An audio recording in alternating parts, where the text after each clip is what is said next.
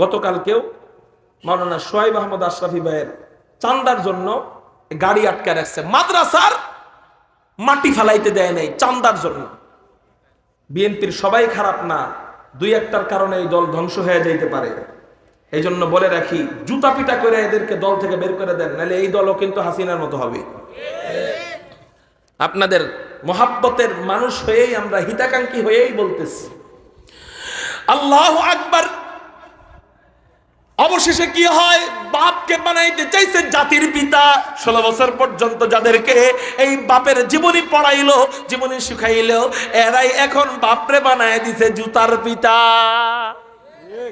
যেখানেই মুজিবের ছবি ওখানেই জুতা মারে, যেখানেই মুজিবের মূর্তি ওখানে কয় একটা জুতার বাড়ি দিয়ে উসিলায় যদি আল্লাহ আমারে জান্নাত দেয়। ঠিক না বেঠি?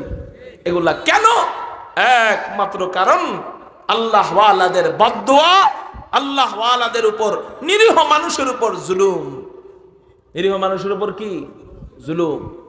আল্লাহ জুলুম, কাফেরের উপরেও জুলুম আল্লাহ পছন্দ করেন না। তিরমিজি শরীফের হাদিস, নবীজি বলেন ইত্তাকু দাওয়াতাল মাজলুম, তোমরা মাজলুমের বদদুয়া থেকে বেঁচে থাকো। ওয়া ইন কানা কাফিরান, যদি সে কাফেরও হয়, ও যদি হিন্দু হয়, ও যদি ইহুদিও হয়, ও যদি খ্রিস্টানও হয়, ওকে জুলুম করা যাবে না, কারণ জুলুম আল্লাহ বরদাস্ত করেন না।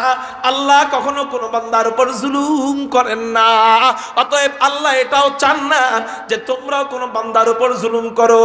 আল্লাহ নিজের জন্য অন্য আর কিছু হারাম না করলেও এই জিনিসকে আল্লাহ নিজের জন্য হারাম করে দিয়েছে, সেটা হলো জুলুম। আল্লাহ নিজের উপর কি হারাম করে দিয়েছে? কোন না?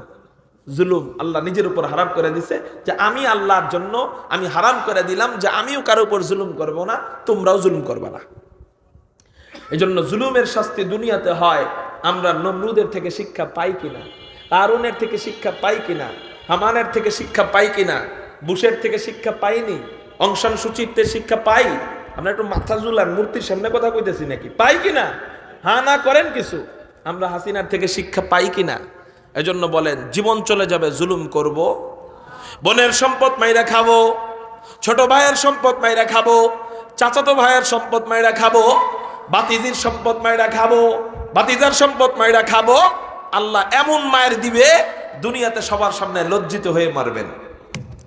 3 নাম্বার গুনাহ, যেই গুনার শাস্তি আল্লাহ এতটা অপছন্দ করে, এই 3 নাম্বার গুনাহ যেটার শাস্তি দুনিয়াতেই আল্লাহ দিয়ে দেয়, এই 3 নাম্বার গুনাহ হলো ওয়াকাতিয়াতির রাহিম, আত্মীয়তার সম্পর্ক ছিন্ন করা।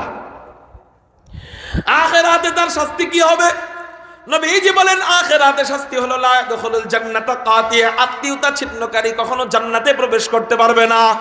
জোরে বলেন, আত্মীয়তা সম্পর্ক ছিন্নকারী কখনো কি প্রবেশ করতে পারবে না? বলেন, জান্নাতে প্রবেশ করতে পারবে না।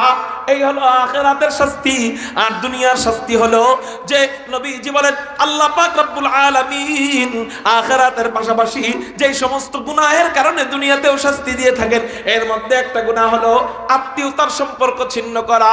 এই জন্য দেখা যায় যারাই আত্মীয়তার সম্পর্ক ছিন্ন করে তাদের শাস্তি দুনিয়াতে কেমনে হয়? বলে দুনিয়ার কোন শত্রু যদি আপনার পিছনে লেগে যায়, হাজার হলেও আত্মীয়তার সম্পর্কের যাদের সাথে বজায় রাখছেন, এরা কিন্তু সবার আগে আপনাকে বাঁচানোর জন্য দাঁড়ায় যায়। ঠিক না বেঠিক?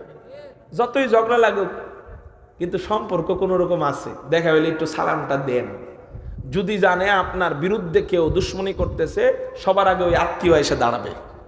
কিন্তু আপনি যদি ওর সাথে সম্পর্কই বাদ দিয়ে দেন, ছিন্ন, ওই আত্মীয় কে মারুক, আমি তো খালি আত্মীয় দেখে মারতে পারি না, আমার ওর শত্রু ওরে মারতেছে, আমার কাম করে দিতেছে। এটা শাস্তি কিনা বলেন? এজন্য আত্মীয়তার সম্পর্ক যাদের ছিন্ন হয়েছে, আজকে তওবা করেন, বাড়িতে যাই তারে ফোন দিবেন। কারণ এটা এত বড় গুনাহ, সে তো জান্নাতে প্রবেশ করবেই না, আবার দুনিয়াতেও তার শাস্তি হবে। তাহলে বলেন, আল্লাহ যেই সমস্ত গুনার শাস্তি দুনিয়াতে করে, দুনিয়াতে দিয়ে দেয়, এর মধ্যে কয়টা গুনার কথা বললাম? মনে থাকবে নি? 1 নাম্বার বলেন মা বাবার অবাধ্য হওয়া, জোরে বলেন 1 নাম্বার। 2 নাম্বার জুলুম করা, জোরে বলেন 2 নাম্বার। 3 নাম্বার আত্মীয়তার সম্পর্ক ছিন্ন করা। এই 3টা মুখস্থ থাকবে, মনে থাকবে? আমি কিন্তু শুনবো। যাবো 4 নাম্বারে যাব। এবার আসেন 4 নাম্বার, মুসলমান ভাইয়ের দোষ তালাশ করা। কি করা? মুসলমান ভাইয়ের কি তালাশ করা? আমরা এটাই পটু, এটাই আমরা এক নাম্বার। খালি আপনাকে দোষ দিয়ে লাভ কি? আমাকে হুজুররাও এক নাম্বারে।